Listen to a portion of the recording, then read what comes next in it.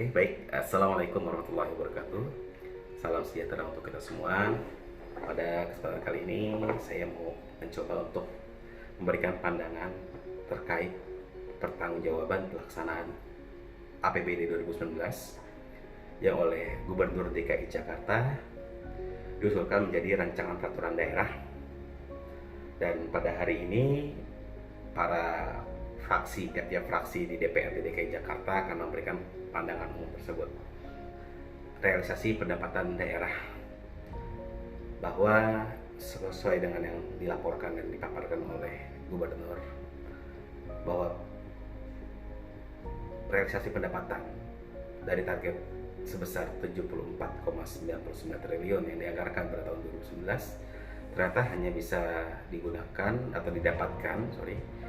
didapatkan pendapatan itu hanya sebesar 62,3 triliun dari 74,99 triliun, atau secara kita persentasekan itu hanya 83,07%. Dan target perbelanjaan ataupun penyerapan anggaran melalui program-program baik belanja langsung maupun tidak langsung dari target 77,85 triliun hanya bisa digunakan atau direalisasikan sebesar 64,93 triliun, atau secara persentase 83,41%. Nah, dari sana kita melihat secara sejarah maupun 5 tahun terakhir, antara APBD 2019 ini dari 5 tahun terakhir itu bisa dikatakan capaian terendah. Bahkan kita melihat di tahun 2017 itu target penyerapan maupun pendapatan melebihi target yang ditetapkan. Nah, kemudian kami coba untuk menyoroti pelaksanaan anggaran APBD tahun 2019 yang dilakukan oleh mitra kerja Komisi D DPRD DKI Jakarta, khususnya yang membidangi pembangunan maupun lingkungan hidup. Nah, pertama kita melihat dari pengendalian banjir, indikator pertama. Nah, kita melihat bahwa penyerapan realisasi belanja sangat rendah untuk program pengendalian banjir, hanya digunakan sebesar 63,7% dari anggaran yang dialokasikan sebesar 3,31 triliun. Padahal banjir masih menjadi persoalan serius di Jakarta, dan kita tahu bahwa banjir ini menimbulkan banyak kerugian dan penderitaan masyarakat. Nah, kita juga breakdown penyerapan di tiap dinas, khususnya di dinas SDA yang menangani banjir ini. Ada pembangunan prasarana kali atau sungai dan kelengkapan sistem aliran timur yang anggarannya itu 153,2 miliar, namun hanya terserap sebesar 65,4 miliar atau sebesar 42%. Kemudian ada pembangunan waduk situ atau embung dan kelengkapannya sistem aliran timur yang anggarannya di tahun 2019 itu sebesar 116,22 miliar, namun hanya terserap 74,56 miliar, dan secara persentase hanya terserap 64,15%. Lalu kita melihat ada pengadaan tanah sungai atau saluran dari Pagu yang ditetapkan sebesar 500 miliar, namun hanya terserap lagi-lagi sangat rendah, yaitu 95,54 miliar atau sebesar 19,11%. Lalu ada pengadaan tanah waduk atau situ atau embung dari Pagu anggaran sebesar 583,17 miliar, dan hanya terserap sebesar 417,74 miliar atau sebesar 71,63%. Nah, kita melihat realisasi anggaran pada program penanganan banjir dan abrasi tersebut, bahwa pemerintah Provinsi DKI Jakarta ini dalam penanganan banjir di tahun 2019 belum menjadi prioritas, karena penyerapannya juga masih rendah lah ya, 63% itu. Padahal kita selalu mengingatkan bahwa dalam RPJMD 2017-2020 yang sudah diperda juga kan, ada target bahwa pemerintah daerah, khususnya pemerintah provinsi ini ingin mengenalkan titik genangan banjir. Yang kita startingnya di tahun 2017 itu 15 titik genangan banjir, dan targetnya di tahun 2022 itu sudah nol. Nah, kita juga dengan untuk modul itu semua kita selalu mencoba sama-sama mengingatkan dan mendorong pemerintah untuk menuntaskan program-program seperti satu, pembangunan waduk dalam kota seperti waduk Prijik di aliran Kali Kukut, waduk Pondok Rangon aliran Kali Sunter, waduk Cimanggis aliran Kali Cipinang, dan proyek sedotan Kampung Walang Ancol di aliran Kali Ciliwung Lama. Lalu kita juga mendorong mempercepat pembangunan vertikal drainase sesuai instruksi Gubernur nomor 131 tahun 2018 dengan target perbangunnya vertikal drainase ini 1,87 titik. Lalu kemudian kita juga mendorong untuk melakukan normalisasi kali atau sungai dan pengerukan lumpur kali atau secara kontinuitas. Lalu kita juga meminta pemerintah DKI Jakarta khususnya lewat gubernur berkoordinasi secara intensif dengan pemerintah pusat untuk melakukan percepatan pembangunan Bendungan Sukamahi dan Ciawi.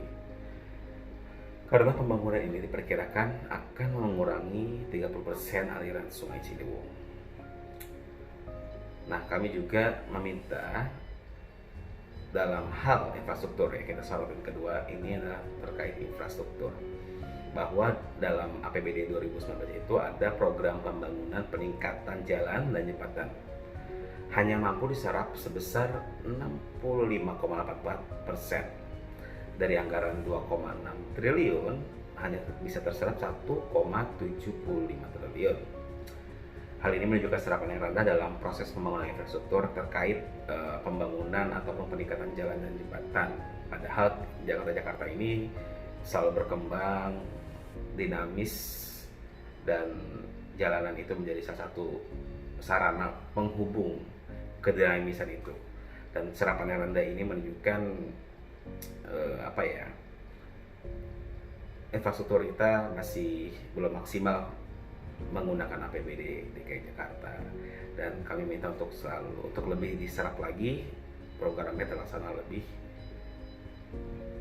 lebih sesuai dengan target yang sudah direncanakan. Lalu ketiga, terkait program hunian warga. Kita melihat bahwa dalam program hunian warga ini ada DP 0%, DP 0 yang masih mengalami banyak kendala bagi para peminatnya untuk bisa mendapatkan dan menghuni di bangunan rumah susun milik yang sudah dibangun. Nah, proses yang masih berbelit dari proses persyaratan yang sulit ini sulit untuk bisa dipenuhi oleh calon penghuni dan menyebabkan program ini mandek dan kurang berhasil dalam upaya memenuhi penyediaan hunian yang layak dan terjangkau bagi warga Jakarta sesuai dengan arah dari gubernur. Sementara itu, anggaran untuk pinjaman uang muka atau DP yang sudah disediakan oleh pemerintah juga menjadi tidak terserap. Dinas Perumahan Rakyat dan Pemukiman bersama Bank DKI bertanggung jawab dalam program ini dan perlu melakukan evaluasi dan memperbaiki kembali proses dalam kepemilikan hunian yang dibutuhkan oleh warga Jakarta. Apalagi program pemukiman seperti ini, penataan pemukiman padat juga masih berjalan lambat dan realisasi anggaran yang rendah itu 61%. Nah, yang tadi terkait penataan kawasan pemukiman yang 61% itu sebenarnya ada anggaran sebesar 552 miliar. Relasi yang dimaksud adalah untuk membiayai penyusunan Community Action Plan atau CAP di 6 wilayah sebanyak 6 RW dan peningkatan sarana prasarana di 6 RW tersebut. Nah, anggaran itu baru terserap 61%. Kita perlu melihat apa hasil yang dari penyerapan itu Community Action Plan ini.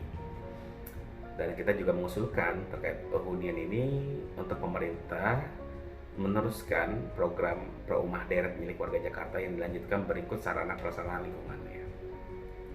Lalu yang keempat, pengelolaan sampah.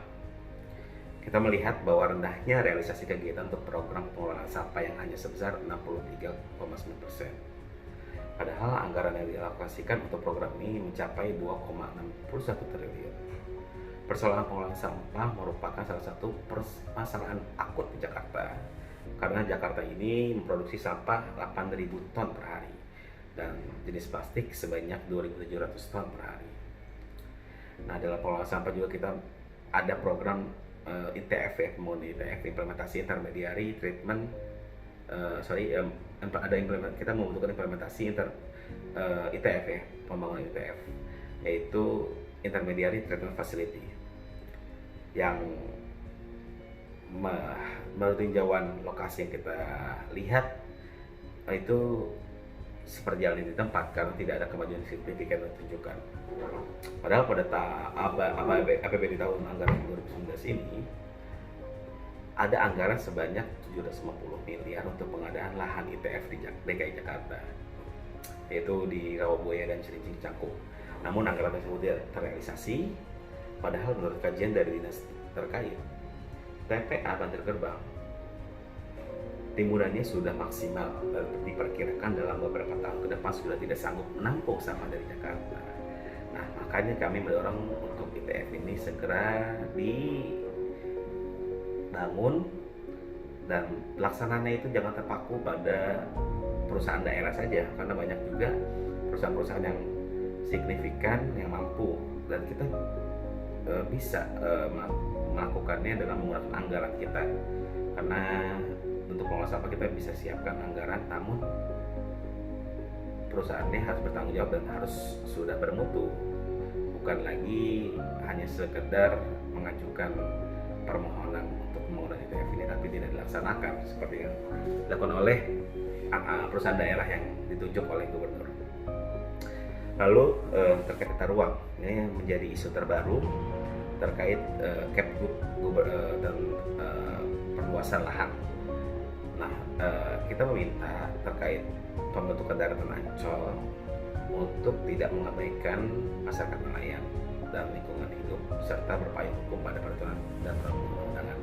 Meskipun dalam pelaksanaannya tidak menggunakan APBD, kita juga meminta untuk pemerintah DKI Jakarta, gubernur maupun jajarannya untuk memaparkan kepada DPRD Jakarta, karena selama ini kan belum dipaparkan terkait rencana pembentukan daratan Ancol ini dari segi tata ruang.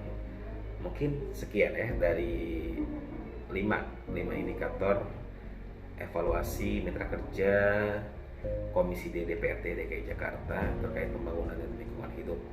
Yaitu tadi kita melihat terkait pengendalian banjir, terkait infrastruktur, terkait hunian warga, pengelolaan sampah dan tata ruang. Semoga bisa memberikan manfaat dan menciptakan Jakarta yang lebih baik lagi. Assalamualaikum warahmatullahi wabarakatuh.